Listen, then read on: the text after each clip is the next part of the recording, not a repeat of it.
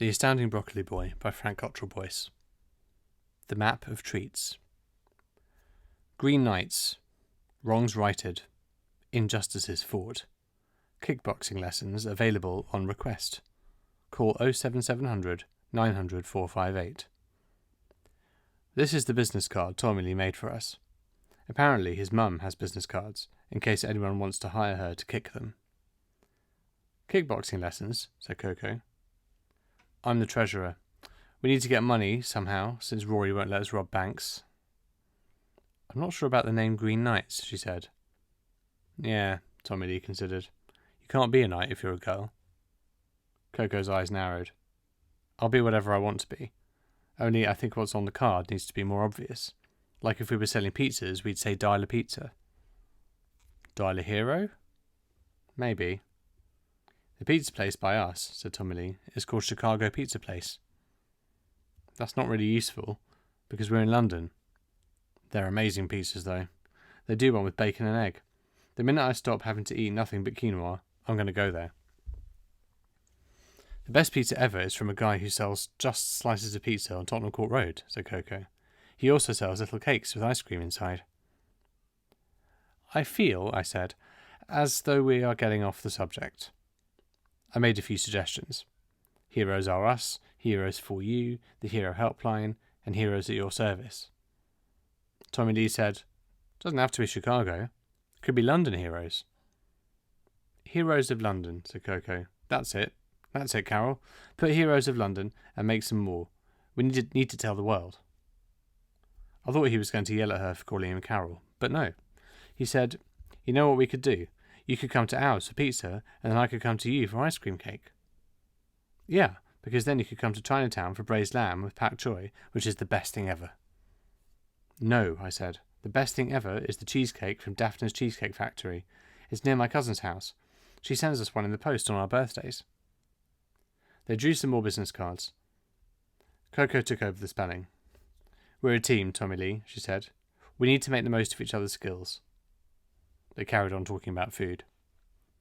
I pointed out that there were more important things to talk about, and anyway, they weren't even talking right about food, because they had completely forgotten to mention the ice cream factory, where you can build your own ice cream fantasy.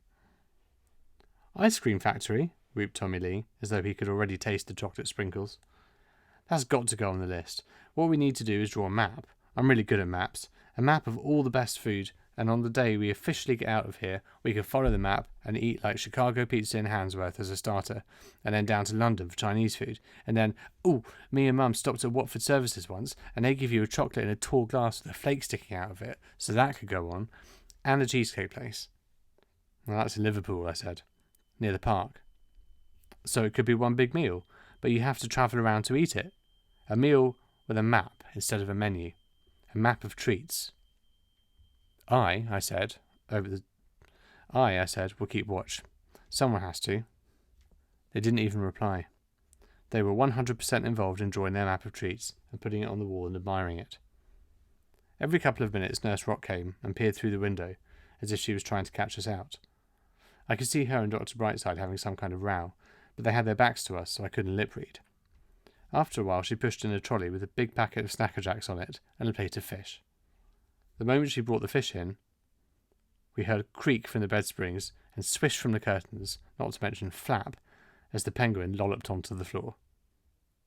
The nurse didn't seem to hear any of this. She just went out and carried on rowing even, with Dr. Brightside. In the time that it took the door to close itself, the penguin had hopped up onto the top of the trolley and shoveled all of the sardines off the plate into its mouth. When it finished, it jumped off the trolley onto my bed. The door opened again, and Nurse Rock stuck her head round the door. Urine samples, she said, but then stopped. She saw the empty plate. Those fish, where have they... We were really hungry, Coco smiled. Want to see our pictures? She was trying to make her look away from my bed, where the penguin was leaning its head right back, stretching its neck, trying to get the fish to go down. Even penguins shouldn't bolt their food. Not just now. She went back to her row. Dr. Brightside had turned around now. She was talking straight into Nurse Rock's face. Now I could read her lips. She was giving Nurse Rock a telling off. I've now spoken to everyone who was in A&E last night and everyone in admissions. No trace of her. No trace. How can that happen? Don't know, Doctor. I'd never heard a grown-up being told off before. Even though Nurse Rock was being polite, I could hear that she was angry underneath.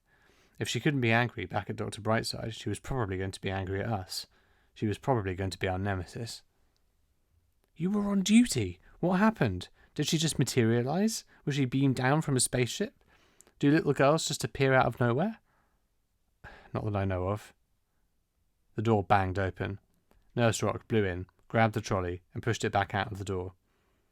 And when the door shut behind her, the penguin was no longer doing throat-stretching exercises on my bed. I looked out of the fish tank window. She'd left the trolley in the corridor. It was rattling and shaking to itself. There was either a very small earthquake or a penguin had tucked itself underneath the shelf and was squirming around, trying to get comfortable. There was a buzz at the singing duck door. Nurse Rock opened it and shoved the trolley out. What do you mean he's gone? Wailed Tommy Lee. We can't just let him go. We've got to go and rescue him. No, Tommy Lee. We're not here to rescue wandering penguins. We're here to do what it says in your card. Right wrongs and fight injustice. It's wrong for a penguin to be wandering. Tell him, Coco, said Tommy Lee. This is a king penguin, said Coco. They normally live in the very, very south of South America, where there's blizzards and snow. London is summer holidays for him. King Penguin. Does that mean we should be calling him King Peter? Maybe he's offended. Stop worrying about the penguin. We've got arch enemies to fight. As soon as she said fight, Tommy Lee was listening. Fight? Fight who? Shh, listen. Over the intercom, we could hear that Nurse Rock was bickering with someone at the singing duck door. The other person was yelling, It just jumped out and ran off. It was wearing a hat. Please step back. This is isolation. You're not allowed in here. What have you got in there? What's going on in there? Little creatures in hats jumping out of the food trolley. What is it? Is it aliens? Did you hear that? I whispered. What did she see? Aliens, said Tommy Lee. She saw aliens.